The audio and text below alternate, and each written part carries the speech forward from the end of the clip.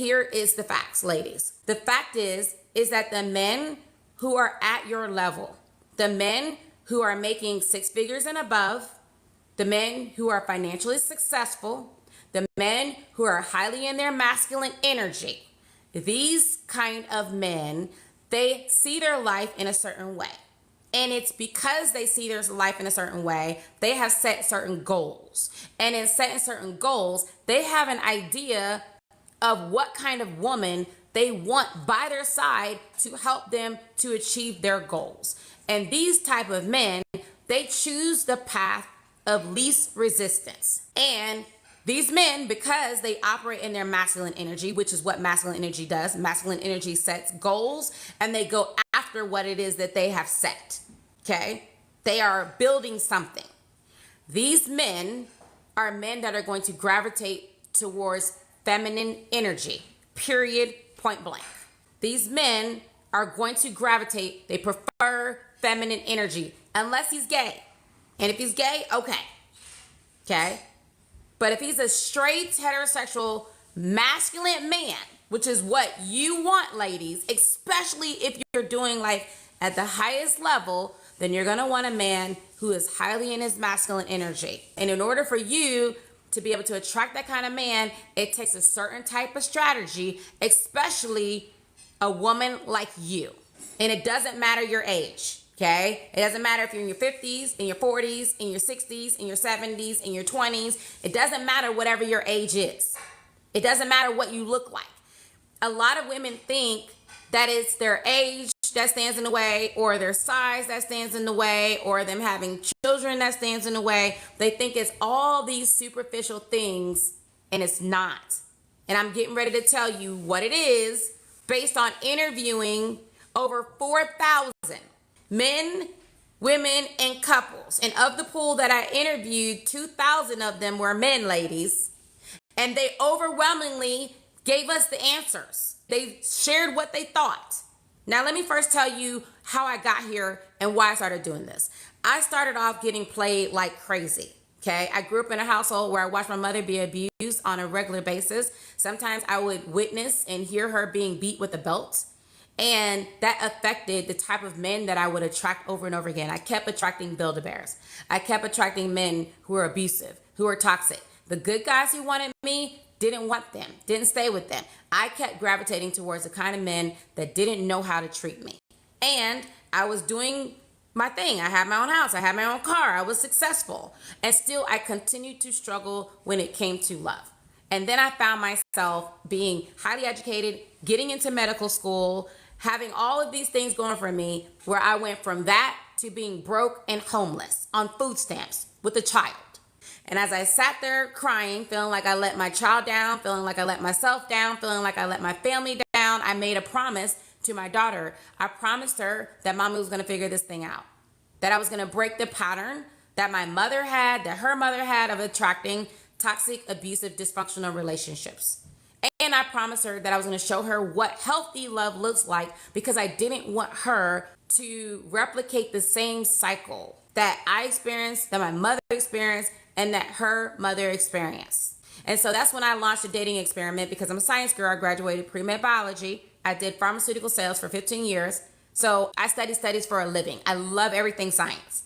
And I figured that if I could do an experiment, then I could stop the pattern. I can attract a healthy relationship by increasing my options, and I can show my daughter what healthy love looks like, and I can stop the pattern in my family. And I did just that. So when I went on the dating experiment, what I started to notice is that there was a certain pattern. There was a certain pattern in the men that ended up being Build-A-Bears. You know, the irresponsible men, the men that don't know how to treat women, the men that you try to build up like the little Build-A-Bears in the store, where you put a nice shirt on them, pair of pants on them, little ears on them, and no matter what you did, they still weren't enough. I realized that there was a pattern with the men that were Build-A-Bears versus the men that were marriage-minded, masculine men who were willing to pursue, pour into, and earn a woman. There was a big difference. And it came down to something super simple.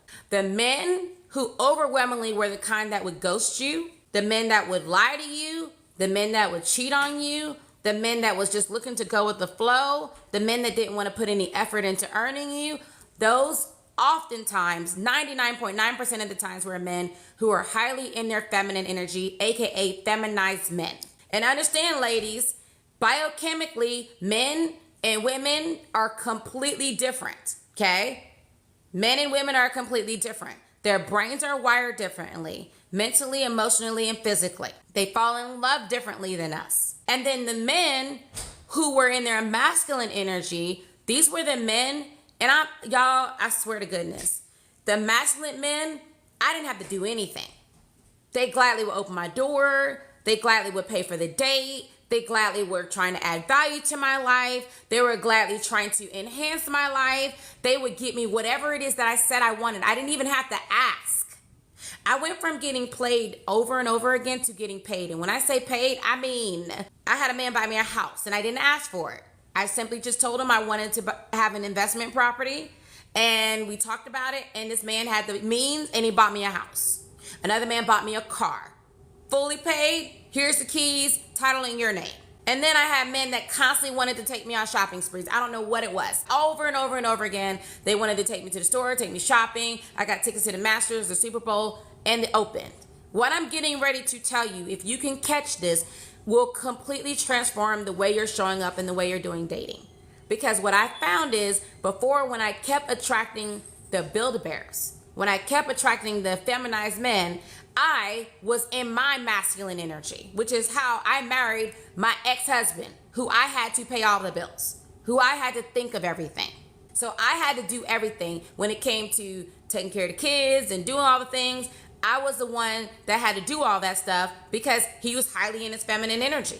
And I found, as a woman who was in my masculine energy, I said, well, I'm a single mom, so I have to be in my masculine energy. And I very much was in my masculine energy. And because I was making multiple six figures, then I was in my masculine energy because I was in sales. So in order to be the best and compete with all the top men, then I felt like I had to operate in my masculine energy. And all that did was attract narcissists and man babies. That's all it did. I would keep attracting the kind of men who either wanted to make me doubt myself, that wanted to hold me down, that wanted to compete against me, the men who felt threatened by me, or the men who wanted me to take care of them. Does that sound familiar? Say yes or no. Does this resonate with anybody? The kind of men that wanted to humble me, the kind of men that wanted to control me. Over and over and over again, I kept attracting these kind of men, and they would drain the hell out of me. You know how tiresome it is to have to think about every damn thing, even reminding them to take the trash out, to fix things that are broken. It was so draining. I was tired. So when I did my dating experiment and I finally figured it out, that it's much easier to attract the masculine man, I said that's what I wanted. But here was the caveat. It was one of the interviews that I had with what was revealed to me by a man. A man said, there are several of these lessons, okay? This is several of these lessons, so bear with me. So I was on a date with a guy. We were at lunch, and I offered to pay the tip. And he was insulted.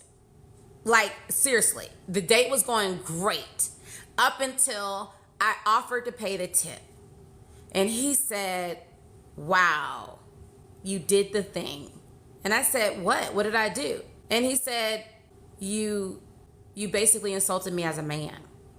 And I'm like, how? He said, by offering to pay the tip. I said, I'm being considerate. I thought that's what you men want. Like, I'm being considerate. You pay for the meal. I'm offering to pay for the tip.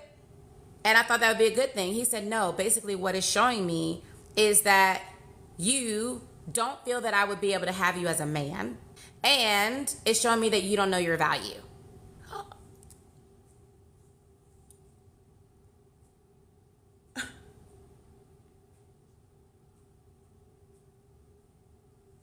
And y'all, he was fine.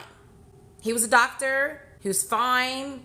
He was clear. He was looking for his wife. I was clutching my invisible pearls, y'all. When I tell y'all I was hurt. So then I went to my guy friend I remember I'm in the middle of, I'm like at the end of doing my dating experiment. I wasn't really looking for anybody, but it would have been like, it would have been nice if there was a connection here, because he was a good guy. He looked good. He had all his teeth. He can put together some sentences, and he was very educated. And the conversation was good.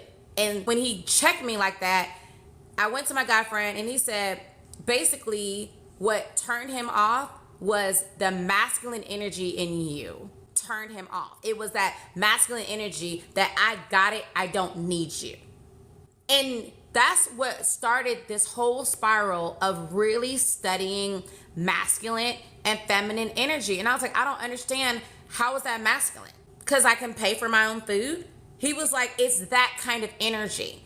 He said, when you're successful as a woman, what's a turn off for men that are very successful is this idea and this energy that you don't need them. He said, for a man that has money, for a man that's really successful, he said, that's the biggest pain. That's the biggest insult, to be with a woman who doesn't need us, who we can't add value to their life. And for me, back then, it was hard for me to ask for help. Like, I wasn't gonna do that. And I had this thing about, if I'm going on a date, I'm gonna order whatever I want because I could pay for it. I got it like that. Okay? And that's the reason why I kept attracting Build-A-Bears and feminized men over and over and over again. Ladies, you gotta make a decision. You gotta make a decision. Do you wanna attract a masculine, marriage-minded man who's gonna be able to pour into you? Who's gonna be able to add value to your life? Who's gonna be the kind of man that's gonna be able to make you happy long term, because you're not gonna have to think of everything. You can sit back and relax and trust that somebody has your back. Or do you wanna feel like you're in control and that you're significant and important, where you have to now build a man, teach him how to dress? You gotta be the one worried about paying the bills. You gotta be the one worried about taking care of the kids, making major decisions in your life. You got to be the one that's accepting mediocrity from a man. Which, pick one. Masculine or feminized?